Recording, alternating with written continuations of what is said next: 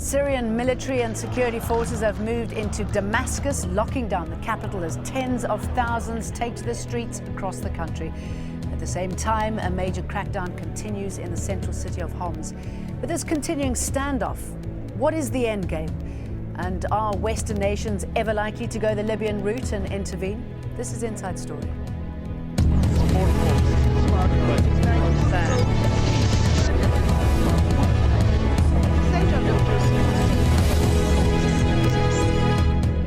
Hello and thank you for joining us on the programme. I'm Jane Dutton. Tens of thousands of Syrians have defied a massive security crackdown in anti-government protests.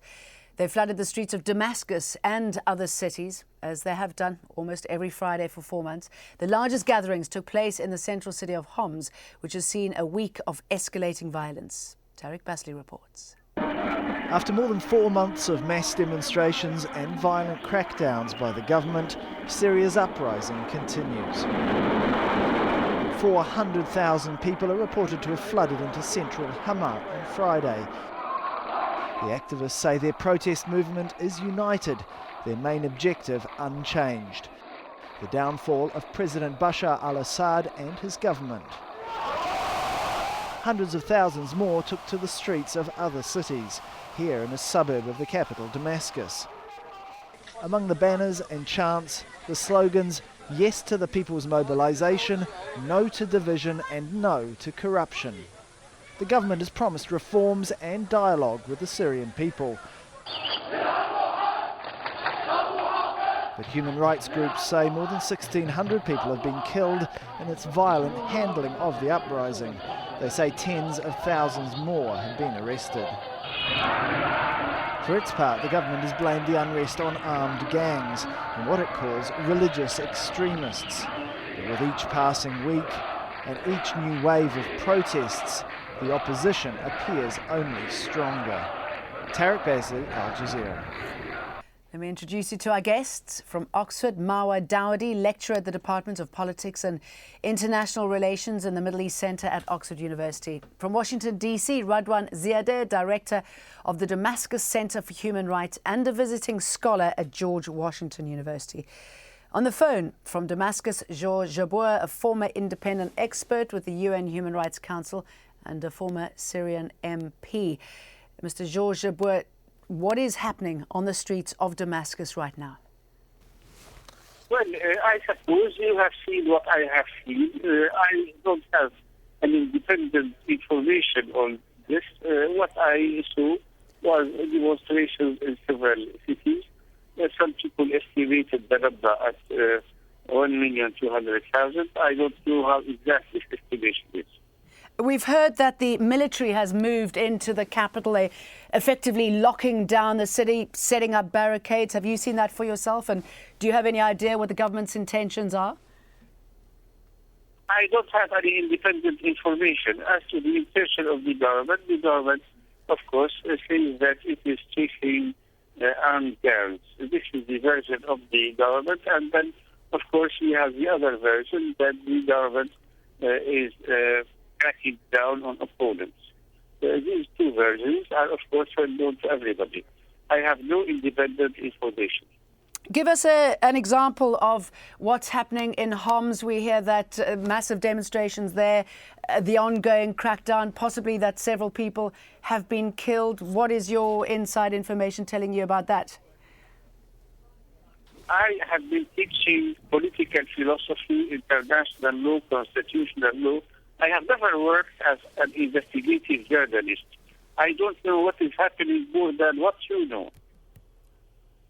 OK, that sounds very surprising considering your very close links with the Assad family, the fact that you worked with President Assad's father. I would have imagined that you would certainly know what's happening in the city. Maybe you can give us a sense of why the president is cracking down so hard on his own people, why he's opening fire on his people. Is it because of what he learnt from his father? Is it because he's unclear of what to do?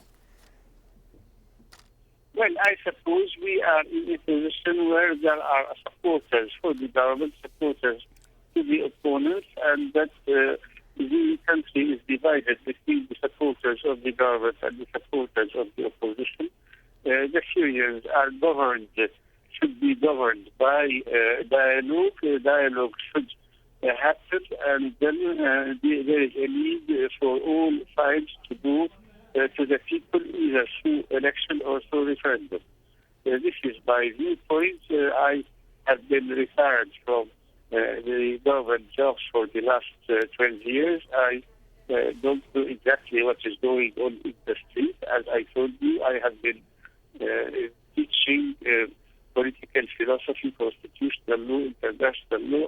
But you must know what's happening on the streets. The majority of Syrians know what's happening on the streets. They know that the government is clamping down and not listening to what their requests are. Thank you very much. I'm sorry, what did you say? Okay, Mr. Ziadeh, what do you make of Mr. Jabour's comments? Is this just merely a standoff between the pro and anti-government protesters, and how do you think it's going to play out? No, it's clear that even that's the people who are affiliated to the government, they will not offer us reform rather than offer us our argument. They can convince us. Why are they killing the Syrian people every day? What we see every day on the Arab TVs, that we have only 4 to 5 commentators, all of them affiliated to the security, and repeating the same lies. There is no minister have been spoken to the media, Western media or Arab media, or there is no actually an official one can speak and explain to the Syrian people why such high number of the Syrian people, they are dying every day, and there is only silence, and such kind of commentator, they can give us false comments, and nothing can convince them rather than convince the Syrians or the international community. I think this is exactly give you a sense about how is the Syrian regime is working. It's only about lies, controlling the Syrian people by fear, rather than actually offering the Syrian people an economic growth or political opportunities. Ms. Dowdy, do you agree with that? Do you think that the Syrian government's only way of communicating is through fear, and that it's not offering the Syrians anything? I think what we've seen since a few weeks is violence is continuing in a rising trend, and the events of today where Damascus is involved are showing that there's a turning point. The repression is very brutal. It has been really increased again. We know what happened in Homs in the last week. Homs has been under siege since a week. The army has moved in. Some people have been shot randomly in the streets, and now the fact that Damascus is entering into the unrest, the outskirts have been involved since many weeks, but the heart of Damascus being involved now is a tipping point in the process.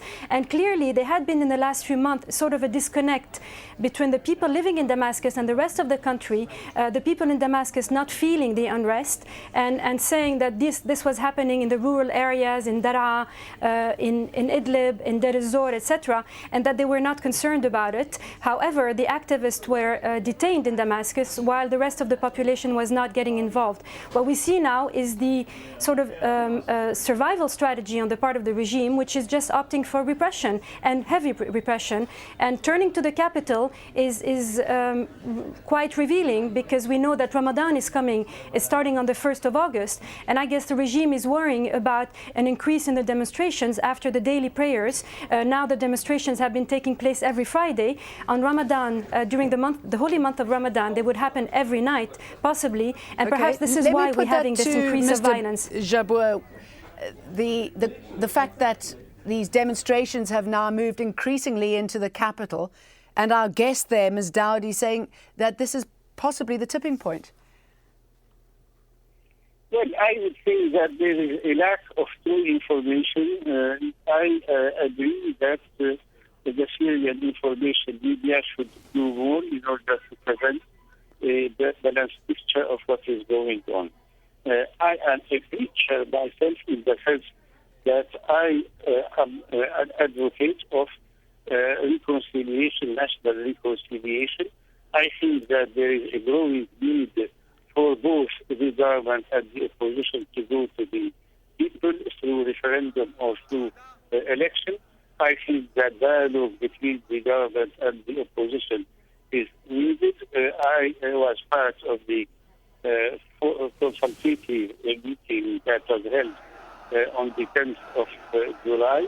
I advocated the referendum to decide the future of Article 8. I advocated let's just pick up on Article 8. Sorry, reformers want to change to include multi-party politics. No, I'm just trying to explain to the viewers who might not know what Article 8 is, that this means that the protesters are wanting you to change Article 8 to include multi-party politics. So please carry on.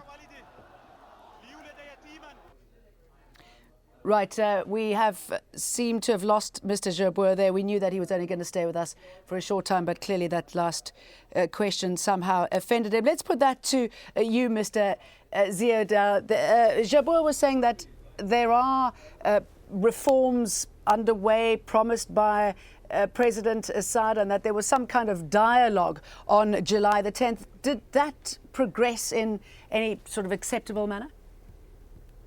Let me correct a little bit. I do agree what Marwa said, but actually Damascus was involved from the day one of the protest. But the tipping point was last Friday when actually for the first time the security forces killed 20 in Damascus itself, 16 in Al-Qaboon, where actually the conference of the National Salvation Conference of the Syrian opposition supposed to be, and 3 in Rukn-ed-Din. Rukn-ed-Din is like heart of Damascus, one of the downtowns of Damascus. And when the regime, actually the security forces, reach such kind of level of using live ammunition in Damascus itself, give you a sense that how much the regime became nervous and out of control, because the only way they can actually challenging or crack down the protest by using the live ammunition, even that in Damascus, and today starting in the same way in Aleppo. For the second question about the reform, let's say that Bashar al-Assad made great concessions. He started from his interview in January that he will made a change in the media law or the political parties law. Then later on, he offered amendment of the constitution, but it's no sense because the killings is continue on the ground. Even that it will offer us the most democratic constitution in the world, let's say the British one or the American one, and the killings continue on the ground. That's no sense for all these documents or papers. There is a lack of trust. Yeah, there's certainly a contradictory message being delivered to the Syrians. Ms. Dowdy, 2 London think tanks warned this week that Assad could get much tougher. Do you think that is, and I did put this question to Mr. Jazeera, do you think that's because he doesn't know what's going on, or is he going to get tougher in the run-up to Ramadan when effectively every single day is Friday and potentially a day for more protests? Well, I think the problem is that the regime has been talking about dialogue, which has been a request on the part of the protesters since many months, since 5 months, in fact, since the start of the unrest. The problem is how to install dialogue under a situation of heavy repression. It doesn't make sense to send the mixed signals, like at the same time you're starting a conference in Damascus and at the same time you're repressing people throughout the country. And the toll is estimated today at about 1,700 casualties, civilian casualties, in addition to the 400 soldiers, which the regime claims have also fallen in the casualties. Now, Mr. Jazeera made a good point about reconciliation. I think it's crucial. The Syrian people will need to reconcile. They will need to unite efforts to prevent civil war, sectarian civil war from happening. And this is what is worrying a lot of the Syrian people, most of them, I would say. And the recent events in Homs indicate that there was a start of sectarian civil war, which was, thanks to the lucidity of the people in Homs, stopped because they did not want to fall into an Alawite-Sunni divide and war, and that would ignite also the rest of the country. So now, in the end, there will have to be reform of the regime. However, the protesters now are asking for in-depth reform, which cannot happen under repression. That would mean that first the regime would have to retrieve the armies, stop repressing the people, stop killing the people, and then enter into an effective and real dialogue for effective change, which will bring transition to democracy. And that's another level of dialogue than what was initiated in early July. Okay, let's talk a little bit more about the politics at play at the moment. The Syrian foreign minister has lashed out at the US and French ambassadors to Syria after they left the Syrian capital 2 weeks ago to visit Hama. We've been talking about that area. It's a hotbed for anti-government protests. On Thursday, he said, we'll impose a ban on any diplomatic travel more than 15 miles outside Damascus if the ambassadors continue to ignore our guidance. He went on to say, I hope we'll not be forced to impose the ban. Mr. Ziader, what do you think is going on here? Do you think that move by the Syrian government is significant? No, actually, everything is expected by the regime. It's by using such level of torture against the Syrian people and not allowing for any media to get in the country to cover what's going on and to tell the Syrians and the others the real story.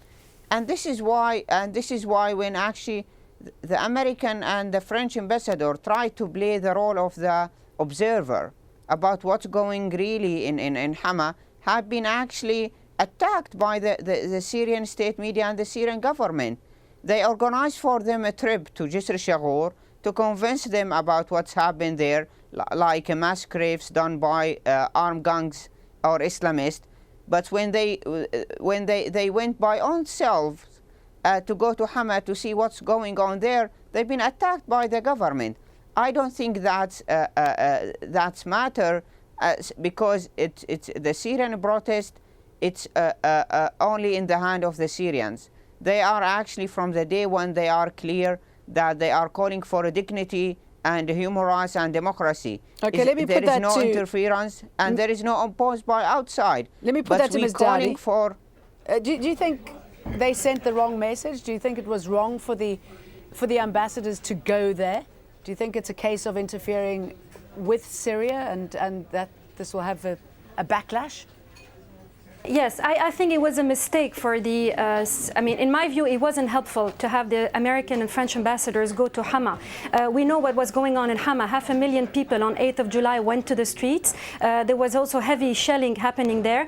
However, I don't think the protesters, since the beginning, have been confronted with an official discourse talking about foreign interference, the unrest being instrumentalized by foreign powers, and delegitimizing somehow the genuine claims on the part of the Syrian people and the protesters. Having the ambassador, the American and the French ambassadors going to Hama is not helpful in the sense that it would delegitimize what is going on there, what is going on in Syria, feeding into the official discourse that it's a plot, a foreign plot. And in addition, I would say the Syrian people now need international scrutiny, support by the civil society, but it cannot have the ambassadors coming because this visit was mainly made for the American and the French constituencies. And in terms of Syria, it's not helping in the sense that the Americans have an agenda in the region, which in fact would not feed into the effort in having democratic transition in Syria, which should be an endogenous, fully genuine effort to transition within the game of the Syrian politics. And in that sense, in my view, that visit was not at all helpful. And in addition, the ambassadors were able to reach Hama, so somehow they were allowed also to cross the checkpoints or get to Hama. So that helped also in feeding the official theory about a foreign plot, which again was very unfair to the protesters. Okay, it does make you wonder what the foreigners, the West, is up to, what their plans are, Arab nations. In a recent interview with Al Jazeera's Ayman Mohyeddin, the new Arab League Secretary General Nabil al-Arabi said the situation in Syria is completely different from that of what's going on in Libya, and that the Arab League doesn't have double standards dealing with Arab issues. This is what he had to say. First of all, the scale of fighting in one country is not like the other. There was nothing at present like Libya. There are others which could turn into something else. I'm not saying no. So I will not be surprised when they meet Arab ministers, or in September, or when they meet earlier, they will decide on something relating to other countries. In terms of the conflict in Syria, how do you see that playing out from your position? I will not discuss internal matters, but all what I call for is respect for human rights for everyone and no use of force. That's all that I can say. But certainly you were there, you met with President Bashar al-Assad. Yes, I will not say what happened there. There is no way that you'll get me to say. Do you buy into that, Mr. Ziader, that the situation in Syria and Libya is so different that it doesn't warrant any interference? Let me start that actually the visit of the ambassador, why it's I think in my view it's important. because first we'll send actually solidarity message to the Syrian people in Hama. Okay, Hama I think if you don't mind me interrupting, I think we've covered that. I think we covered that subject. And What I want to talk time, about is how the situation differs to Syria, to Libya, and the fact that we are not seeing interference within your country. I will come to that, but also may this visit prevent a massacre has been carried out in Hama.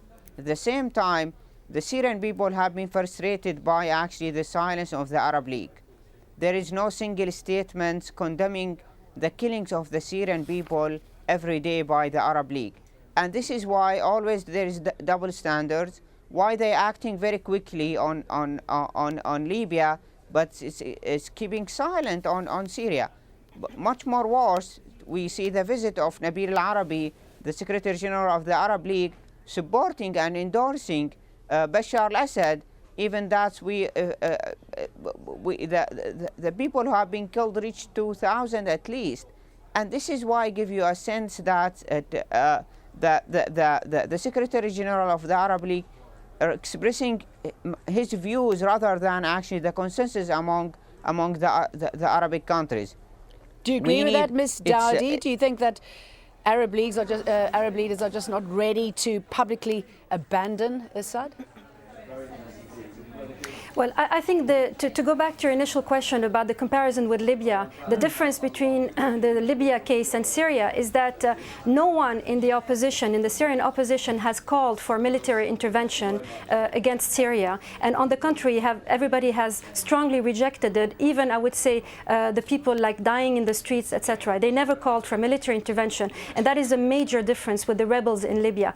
The second point also is Syria is in a web of very complex and strategic networks, which makes that any change in Syria, any unrest, any impact in Syria would have a spillover effect throughout the region.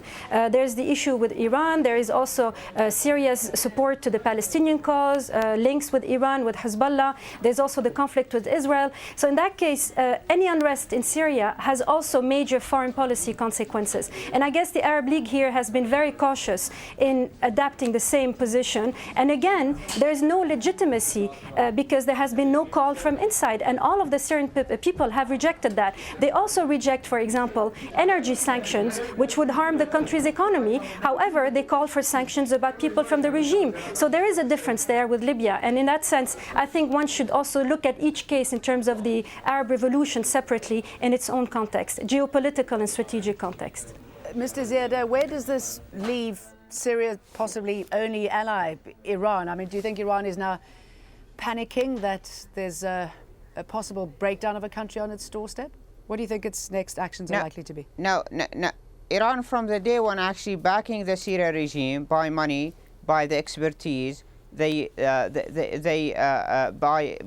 all the means, because they saw that the fall of the Syria regime will actually have reflect or consequences on the Iranian regime himself or on the Iranian role in the region. This is why we do believe that the change in Syria has great implication on the region rather than the change in other countries. The situation in Syria different than in Libya for sure, where actually the rebels in Libya and from the first week actually they use the guns. In Syria it keeps peaceful, even that with such kind of brutality by the Syria regime, but still keep itself peaceful. And they do believe that they can achieve their cause in democracy and in democracy. Okay, Mr. Radwan. Talking to us, Mr. Radwan Ziadeh, also Mawa Dawdi, and a little earlier on in the program on the line from Damascus, Georges Jabour. And thank you for joining us on this edition of Inside Story. We welcome your comments and suggestions. Please email them to us at insidestory@aljazeera.net. Goodbye.